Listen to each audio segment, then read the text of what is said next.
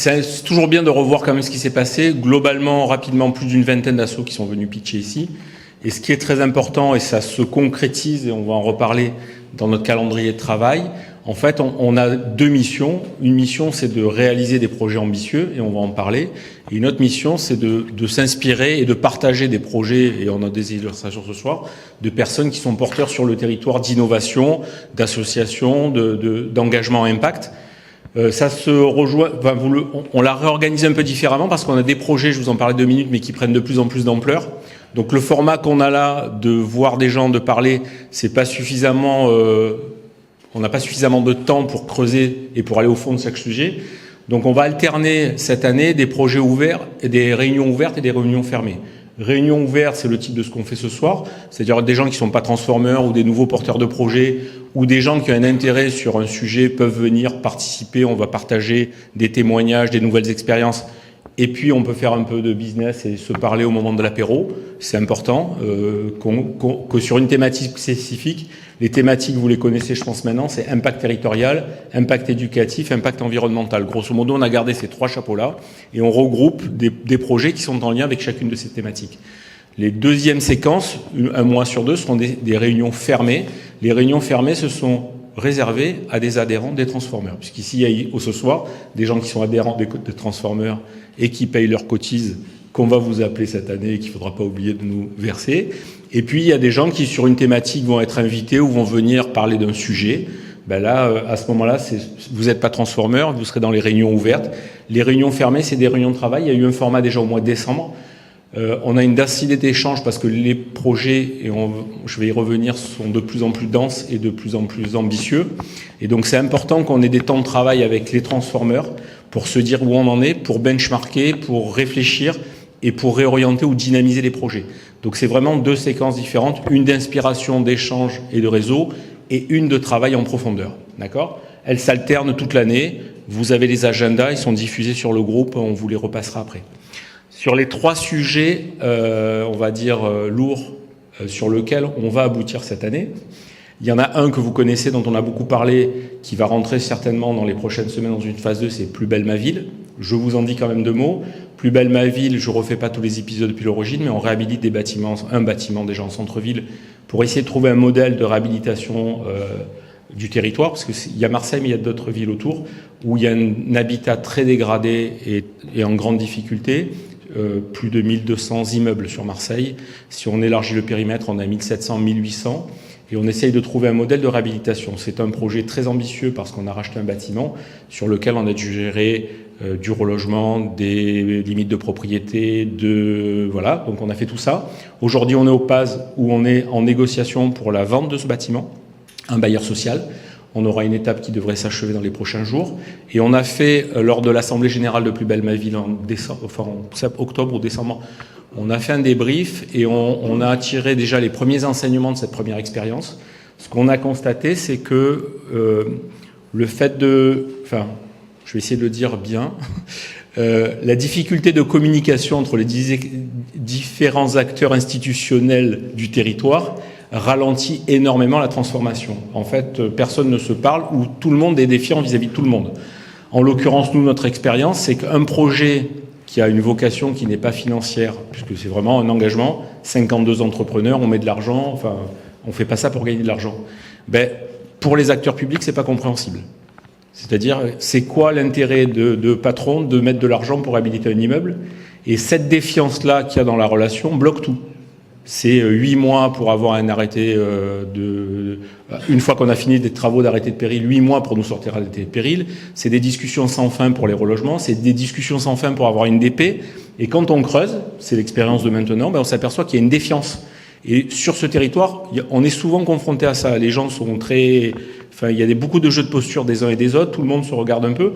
Et donc pour accélérer les projets, on est obligé d'innover sur la méthodologie. Et on commence aussi pour la phase 2 de Plus belle ma ville, qu'on engagera certainement dans les prochaines semaines, à réfléchir à comment on peut conventionner d'une certaine manière avec les acteurs publics pour comprendre qu'on n'est pas là pour s'amuser ou pour faire de l'argent, qu'on est là, qu'il y a un travail, qu'il y a une mission d'intérêt général, pour parler avec des grands mots, et que donc on a intérêt à travailler ensemble. Mais franchement, c'est à construire. Donc la phase 1, c'est on a expérimenté, on a vu tous les nœuds qu'il y avait, On devrait sortir, on espère, dans les prochaines semaines, puisqu'on a une négociation avec un bailleur social important qui reprendrait la sortie du projet.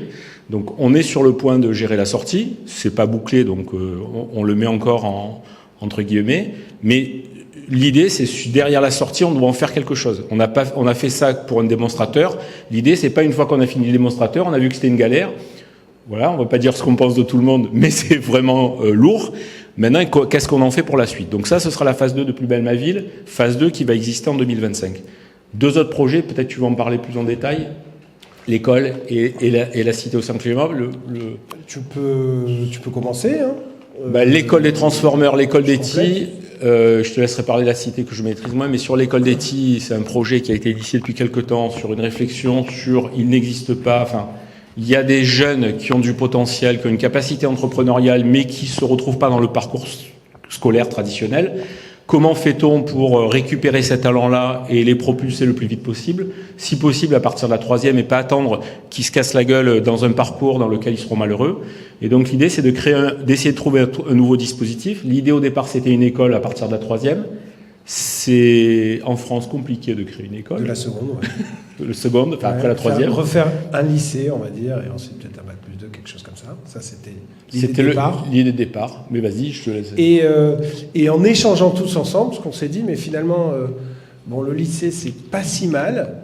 Avoir le bac, la plupart des jeunes y arrivent, mais finalement, ce qui les fait vraiment grandir, c'est ce qu'ils font après l'école, à 16h ou 17h. Donc, ils vont au SMUC, ils vont au conservatoire, ils vont aller à Léo Lagrange, ils vont faire des activités et pourquoi pas rejoindre en courant à 16h30 ou 17h justement l'école des Transformers pour kiffer entre eux, amener des projets entrepreneuriaux tous ensemble. Et pourquoi pas lors justement de colonies de vacances d'entrepreneurs vivre toutes ces expériences.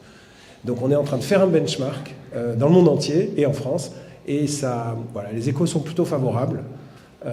Parce que les jeunes pourront s'éclater justement à vivre enfin leurs rêves entrepreneuriaux dès l'âge de 15 ans. D'accord ? On les prendra à partir de la seconde. Donc on est en train aussi d'évoluer là-dessus. La cité Océan Climat, ça va être le pitch de toute façon, le sujet de ce soir. Je suis ravi que Christophe, Michel et Thomas soient là parce que c'est beaucoup porté par vous. Et c'est le moment clé puisque... le projet a bien avancé, on va travailler dessus ce soir, mais une maison Océan Climat, ça n'existe pas évidemment en France et ça n'existe pas à Marseille. On peut le rêver, on peut la rêver pourquoi pas au J0. Alors c'est du concret parce que cette maison elle est déjà proposée, vous le savez, dans le cadre de l'appel d'offres du GPMM, Grand Port Maritime de Marseille. Il y a 4 projets et nous sommes déjà dans un projet, d'accord, présenté aujourd'hui. Donc au niveau du port, au niveau de l'État, on a rencontré la mairie il y a encore quelques jours et autres. Nous savons, ils savent, le monde sait que les Transformers est en train de proposer une maison Océan Climat. L'AMU est au courant, voilà, tout le monde est au courant. Donc maintenant, il va falloir la sortir, cette maison Océan Climat. Maison Océan Climat où on va retrouver les ONG. Oui, Thomas, il y aura plus d'océan, évidemment, mais les startups... Tu peux leur laisser un petit bout, non? Voilà. Okay, donc ce sera la première présentation de ce soir. Mais c'est un... Imaginez quand même, pour conclure, voilà, imaginez...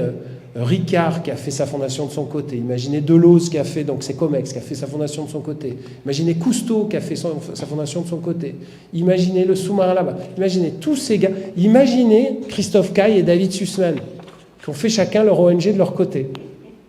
C'est vrai. Et maintenant, tu vois, on est réunis. Imaginez tous ces gars qui sont dans un seul lieu unique.